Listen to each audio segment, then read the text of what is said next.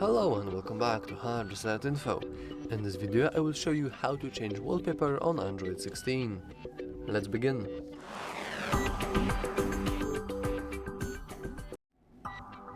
The most easiest way to do this is to simply hold your finger in your home screen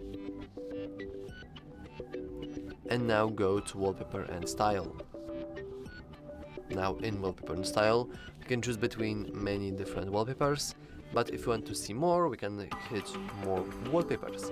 And now we can choose a wallpaper from our gallery, choose a built-in photo that is already installed on our device, create a wallpaper using Emoji Workshop or create using AI. I will go to the minerals because I don't want to waste a lot of time, and I will go with this beautiful green one because I really like the green color. Now we can see how it will look on lock screen and home screen.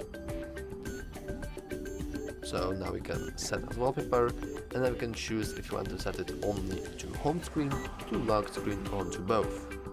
I will only choose home screen. Now I will hit set, and as you can see, my wallpaper is now changed to this beautiful green cube. Amazing! And yeah, that's all for this video. If you found it useful, remember to like and subscribe. Thanks for watching.